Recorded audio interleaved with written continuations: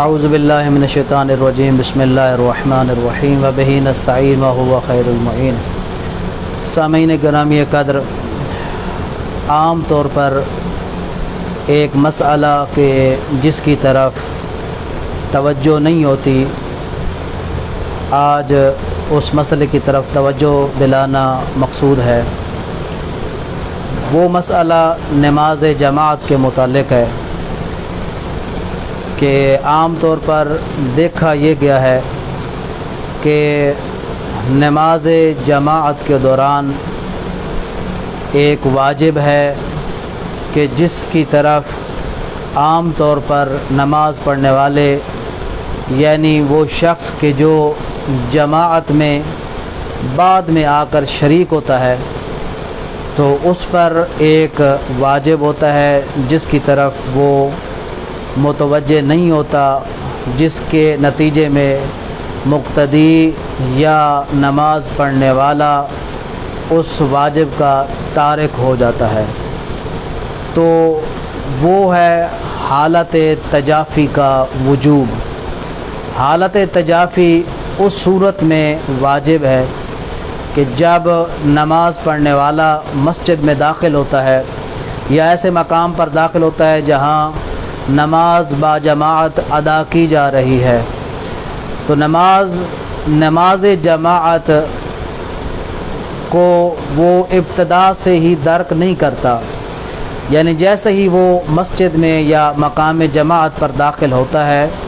تو نماز جماعت جاری ہوتی ہے، اور جو امام جماعت ہے یعنی جماعت، ان کی دوسری رکعت ہوتی ہے، اور باہر سے آنے والا مومن یا مقتدی اس کی اگر وہ جماعت میں شرکت کرتا ہے تو اس کی پہلی رکعت ہوتی ہے۔ اب جب جماعت تشہد میں جا کر بیٹھے گی، اس کی کہ جو بعد میں ملنے والا مقتدی ہے اس کی پہلی رکعت ہے اور جماعت کی دوسری رکعت ہے۔ جماعت کا فریضہ تشہد ہے، جبکہ اس بعد والے ملنے والے مومن کا فریضہ تشہد نہیں ہے۔ تو اس کے لیے جماعت میں باقی رہنے کے لیے حضرت آیت اللہ سید علی حسینی سیستانی صاحب کے نزدیک احتیاط واجب ہے کہ جب جماعت تشہد کی حالت میں بیٹھے تو اس کے لیے حالت تجافی میں بیٹھنا واجب ہے۔ احتیاط لازم کی بنیاد پر اس کے لیے حالت تجافی میں بیٹھنا واجب ہے، اور مستحب ہے کہ ساتھ ساتھ وہ ذکر تشہد بھی بجا لاتا رہے، یعنی تشہد پڑھنا کہ جو جماعت کا فریضہ ہے اس کے لیے مستحب ہے کہ وہ تشہد کا ذکر بھی پڑھتا رہے، یعنی اختیاری حالت اس کے لیے ہے، اگرچہ افضل ہے کہ وہ پڑھتا رہے، لیکن جو بات لائق توجہ ہے وہ ہے اس کا حالت تجافی میں بیٹھنا۔ حالت تجافی میں اس کے لیے بیٹھنا واجب ہے۔ اب یہ جو حالت تجافی یہ کیا ہے، اس کی طرف مومنین متوجہ تو ہوتے ہیں لیکن علی نحو الوجوب نہیں متوجہ ہوتے ہیں۔ ظاہراً یہ لگتا ہے کہ مومنین اس کو ایک اختیاری فعل سمجھتے ہیں، ایک تو یہ لگتا ہے کہ وہ اختیاری فعل سمجھتے ہیں، حالانکہ سید علی حسینی سیستانی دامہ ظلہ کے نزدیک احتیاط واجب ہے کہ حالت تجافی میں بیٹھا جائے، لہذا اختیاری مسئلہ نہیں ہے جب تک کہ اس مسئلے میں سماعت سید کی تقلید پر باقی رہا جائے، لہذا اختیاری مسئلہ نہیں ہے۔ اور دوسرا، کئی مرتبہ یہ دیکھا گیا ہے کہ یہ جو حالت تجافی، یہ تجافی طریقہ ہے، یہ درست نہیں ہوتا۔ اس کے 3 طریقے ہیں یا 4 طریقے ہیں، لیکن سماحت السید سیستانی صاحب کے نزدیک صحیح اور افضل طریقہ کیا ہے وہ میں آپ کی خدمت میں عملی طور پر کر کے آپ کی خدمت میں پیش کرتا ہوں، تاکہ واضح ہو جائے کہ ہمارے مجتہد کے نزدیک حالت تجافی کا صحیح عمل کون سا ہے۔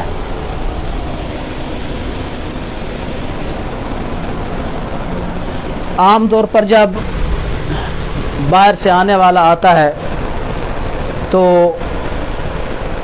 जमात का फरीज़ा तशहुद है। अब जब ये कि जिसकी मुक्तदी की पहली रकात है, जमात की दूसरी रकात है और सारी जमात तशहुद में बैठी है, तो इसका फरीज़ा हालत तजाफ़ी है। तो हालत तजाफ़ी का जो सही समाअत सैयद सिस्तानी साहब के नज़दीक जो सही तरीका है वो ये है कि अपने दोनों हाथों को ज़मीन पर रखे और घुटनों को उठा ले, साथ ये कि जो उसके पैरों की ये हालत हो कि ये वाला ऊपर वाला हिस्सा ऊपर रहे और जो घुटने इसके हैं ये भी ज़मीन से बुलंद रहें। हाथ ये हो और ज़मीन से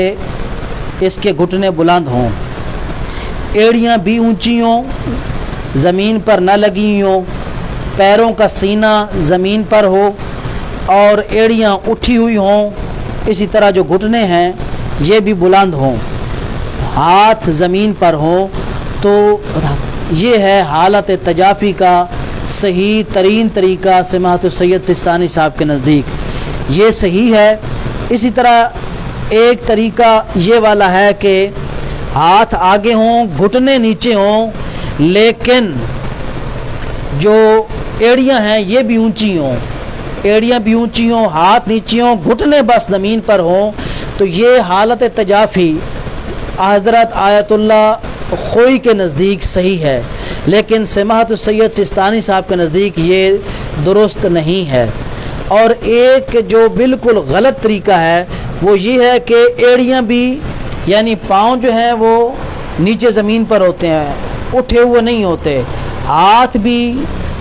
ज़मीन पर हैं और जो घुटने हैं ये भी ज़मीन पर हैं, ज़मीन के साथ टिके हुए हैं, ज़मीन से उठे हुए नहीं हैं। ये तरीका बिल्कुल गलत है। बाज़ मोमिनीन को इस तरीके पर भी देखा गया है, ये तरीक़ाकार बिल्कुल गलत है, ये दुरुस्त नहीं है, ये हालत तजाफ़ी नहीं है। लिहाजा जो पहला तरीका आपकी खिदमत में पेश किया है ये वाला तरीका सिस्तानी साहब के नज़दीक सही तरीन है, और दूसरा तरीका जो आपकी खिदमत में पेश किया गया है यह आयतुल्लाह खोई के नज़दीक उनके मुक़ल्लिदीन के लिए सही है, समाअत सैयद सिस्तानी साहब के नज़दीक ये दुरुस्त नहीं है। इसलिए जो उनके मुक़ल्लिदीन सिस्तानी साहब के मुक़ल्लिदीन हैं उनके लिए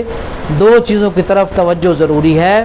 एक तो हाथ नीचे रखने हैं, घुटने उठे हुए हों, इसी तरह जो पैरों की जो एड़ियाँ हैं ये भी उठी हुई हों, पाँव जो है सीधा हो, पाँव नीचे, पाँव के ऊपर पाँव रख कर नहीं बैठना। हाज़ा वल्हम्दुलिल्लाहि रब्बिल आलमीन।